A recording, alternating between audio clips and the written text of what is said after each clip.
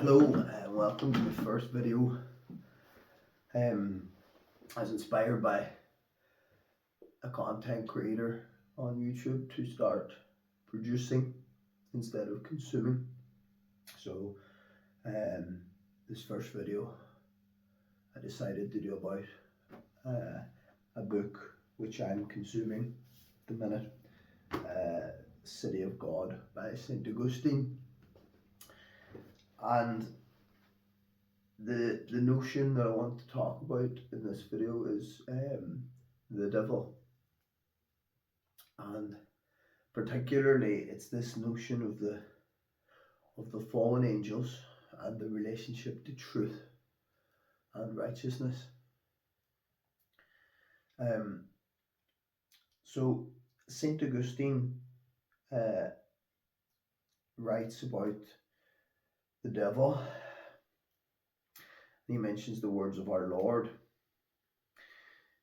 He was a murderer from the beginning and abode not in the truth.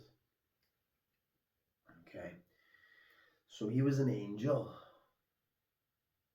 and yet from the beginning he was a murderer, abode not in the truth. And Augustine points out that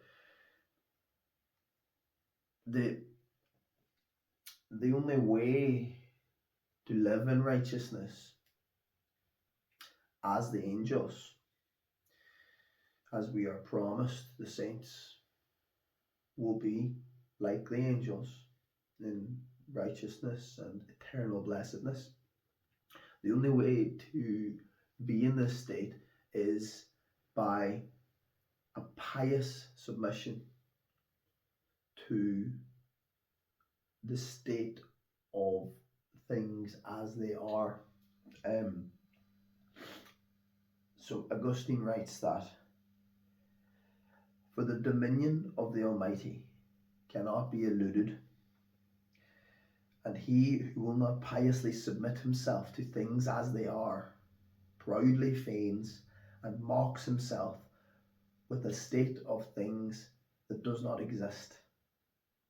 So what the blessed Apostle John says thus becomes intelligible. The devil sinneth from the beginning. That is, from the time he was created, he refused righteousness, which none but a will piously subject to God can enjoy. Now, he goes on then, they refer again to the words of our Lord Jesus Christ when he mentions the devil. And our Lord says something very interesting. He says, he abode not in the truth because the truth was not in him. And this is a strange way of phrasing things. He abode not in the truth. We can understand that as he didn't live in a world of truth. He lived in this world where he didn't submit to the state of things as they are, and was attached to this state of things as they are not, which is not truth as such. It's an ideal, but it's an ideal that belongs to the individual, not to the state of things as they are. It's not the ideal of God. And so that we can understand, but to say that he abode not in the truth because the truth was not in him, shouldn't it be that the truth is not in him because he didn't abide in the truth, or vice versa? But no, it's both. And this is a very interesting point of note. This notion, and Augustine makes reference to a psalm in which the same type of phraseology is used in a psalm when it says that I have called upon thee, for thou hast heard me, O God. And this is the same kind of counterintuitive language whereby I have called upon thee, for thou hast heard me. Surely thou hast heard me because I've called upon thee. But no, because this speaks to the nature of prayer itself, and it speaks to this notion of betweenness, this notion of a relational existence. and the necessity of this relational existence for things like prayer or things like truth. For it's not, the prayer is not in the person. Prayer is not simply something that the individual does and it belongs to the individual. For otherwise, when we make flippant statements which sound like prayer, how are they so distinguished? Are they so distinguished by the authenticity of the speaker? And how do we measure the authenticity of the speaker? I would say the authenticity of the speaker is measured by the resonance of reality itself. So it's that I have spoke, Lord, because thou hast heard me. So I have prayed essentially because you've heard me. So it's not that I've just complained, it's not that I've just done some act of will, but I've actually engaged in prayer and I've called out to the Lord because he has heard me. And it's like this with truth as well. It's a counterintuitive notion because we like to think of things in very simple if then statements, or one thing follows another in a linear sequence. So this concept of like reciprocal betweenness is counterintuitive. But in the words of our Lord, when he speaks about the devil, he abode not in the truth, for the truth was not in him.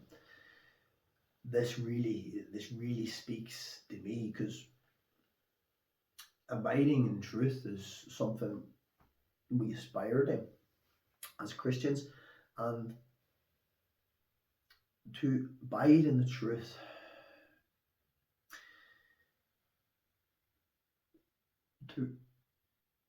one must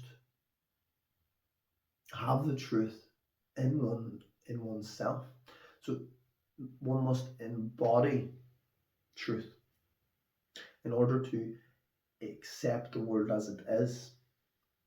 One must accept oneself as one is in all of one's wretchedness and beauty.